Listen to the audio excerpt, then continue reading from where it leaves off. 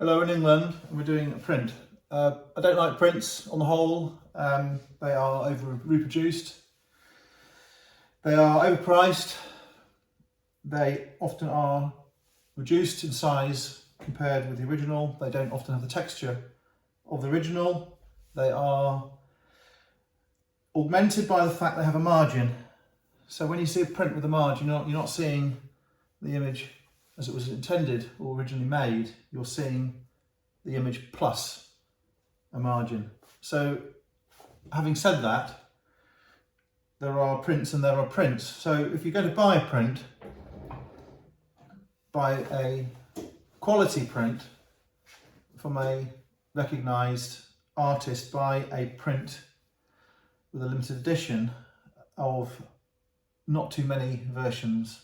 So L.S. Lowry, matchstick men and matchstick cats and dogs, as the song goes.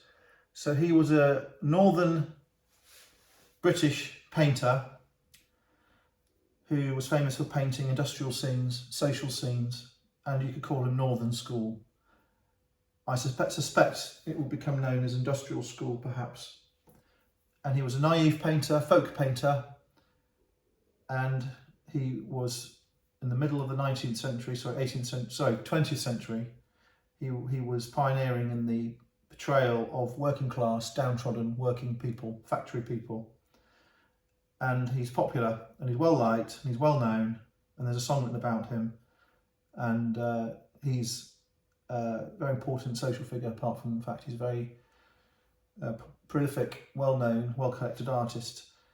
It's very hard now to get an original Lowry. The big, colourful oils are hugely expensive. The basic, smaller originals are prohibitively expensive as well. So I'm going to offer you a print, and there are a lot of different types of print. The mood here on the face of it is sombre, but the characters are smiling. The girl there, or the boy, has a surprised expression. They are painted in a strange manner. They're not nuns, they're not Inuits, they're working class British workers. I have a feeling there's something nautical here. I have a feeling this is a fishing outfit, and the Wellington boots. I don't know, I just have a feeling they might be working in a fish plant, perhaps. I don't know. They could just have these hoods on to keep them warm, working in an industrial northern English city that heat was scarce. So it's an interesting scene, and you have a composition where this character is in profile, cut in half down the middle. This is not accidental, this is deliberate. So it's an interesting scene. And there's another interesting thing, just notice there's no divide between the foreground and the sky. You expect to see a line here. There's not a line. So it's interesting. He's used a pencil to make this, and he's filled it in, and the graphite has been moved around to create the variety, the texture of the original. So this is a print. It's 145 of 850. The frame, it's hard to date the frame. It's not a new frame. I suspect the frame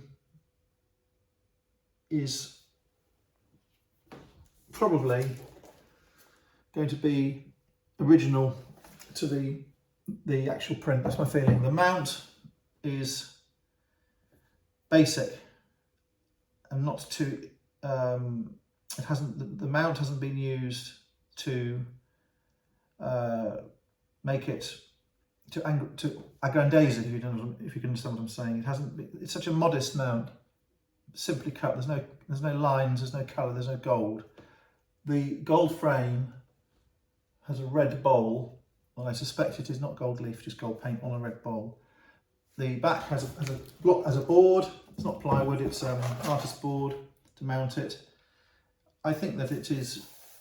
I would think 60s or 70s, and I suspect that's when it was printed and reproduced and framed. The print itself is dated 1968. So I think that what's happened is the artist has made a drawing, there is a stamp, printer's stamp, an impression authenticating the print.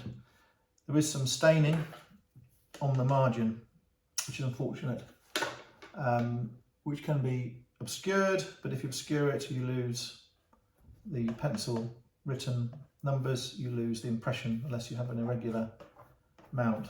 I don't know whether it's possible to take that off that stain. It's possible. So I think it's an early frame. I think it's an early ordinary mount. I think the wear on the frame is notable. I suggest it's left in its frame. The other reason I suggest it's left in its frame is because these hooks here are particularly second half of the 20th century. They're not 1980, 1990 hooks. They are embedded within the board, and they would have been done by a professional framer. I don't necessarily think that is the framer. Might be. It's papered in. Now it has a signature here, Lowry. I have a feeling. My feeling is that is the signature of Lowry himself by his own hand in pencil. It's not a signature, in my view, which has been put on by a third party. I think it looks like it is his signature. It might not be his signature.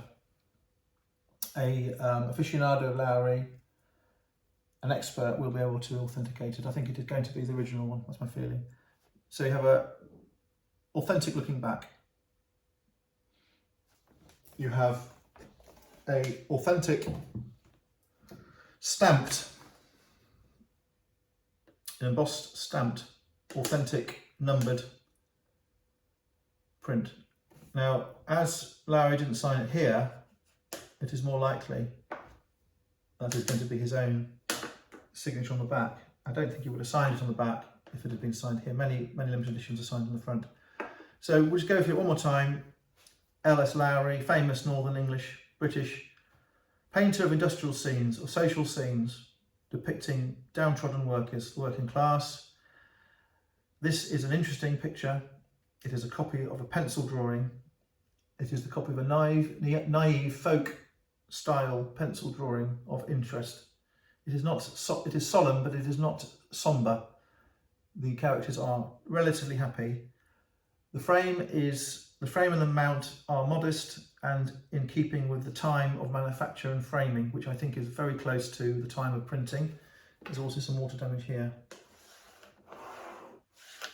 So if you want a Lowry, or you want a print of a Lowry, and there are a lot of them around, you see on the internet, this one is priced within the accepted price band of a print of a Lowry. It's in England for collection. I hope you've enjoyed that. Thank you very much.